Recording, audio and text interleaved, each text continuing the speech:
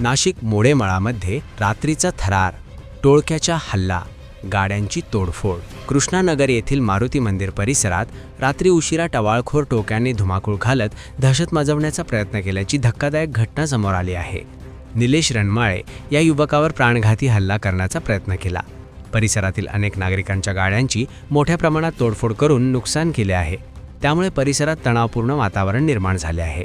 स्थानिक नागरिकांच्या म्हणण्यानुसार टवाळखोरांकडे कोयते, दगड तसेच गावठी कट्टा असल्याचे दिसून आले।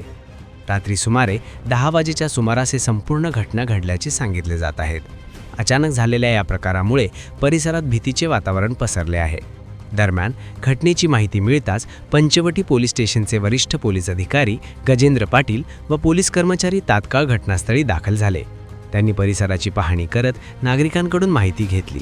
या प्रकरणी पुढील तपास व कारवाई पंचवटी पोलीस स्टेशनकडून सुरू असल्याची माहिती मिळत आहे।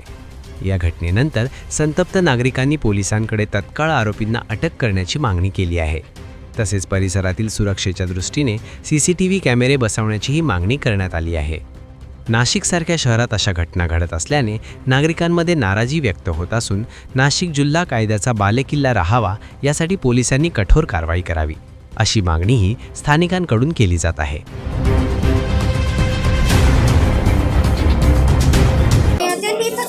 मी त्यांना म्हणते भाऊ हे काय आहे, मग त्यांनी लगेच दगड फेकायचं चालू केले। मी काय शटर बंद केला आणि लगेच ते तिकडे पळून गेले आणि तिकडनं मग मोठे मोठे दगड फेकत होते। इकडे सगळे पोरं पळून गेले।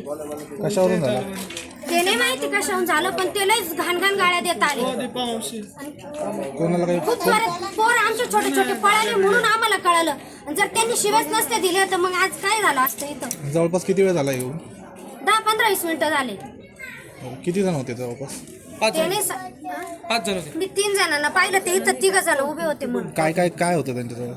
कोयता होता, गण होती, दोघा तिघांजवळ दंडुके त्यांनी धरले। तसे त्यांनी कोयत्यांनी गाड्यांचीच काचा फोडल्या, काय फोड, गाड्या फोड, दगड मारू मारू फेकले पोरांना। तुम्ही पाहिली का?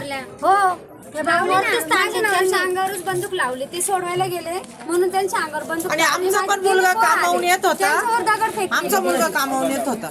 पोरं धावले आमचे त्यांना एक वाचवायला, तर त्यांनी त्यांच्या बंदूक ताणली, पोरांना दगड फेक केली। लहान लहान पोरे, कॉलेजला जाणारे पोरे आमचे। कॉलेजच्या मुलांवर हल्ला झाला? ते मध्ये सोडवण्यासाठी गेले म्हणून त्यांच्या पण त्यांनी दगड फेकले।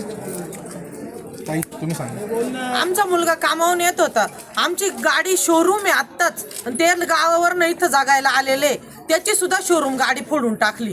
आता जर त्यांच्याकडे बंदुकी, तलवारी, कोयते असले तर समोरचा माणूस काय करल? तो पोऱ्या मेला असता आमचावाला, एवढे मोठे दगड टाकले त्यांनी।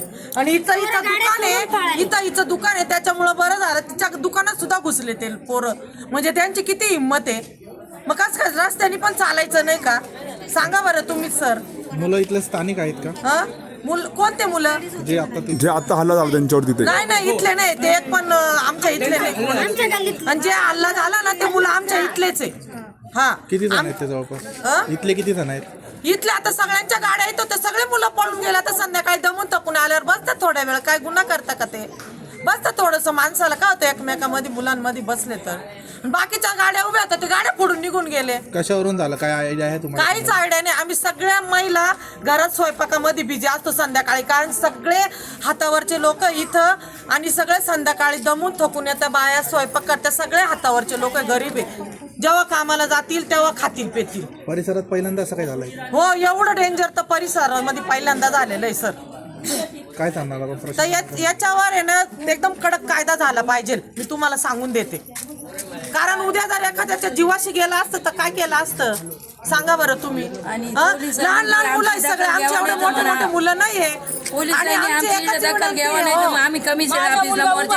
त्यांनी असं केलं, अटक केलं डायरेक्ट माझ्या मुलावरती।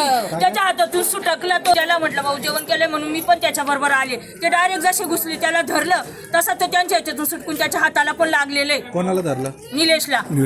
तो निलेश तुमचा मुलगा आहे का? माझा मुलगा आहे निलेश।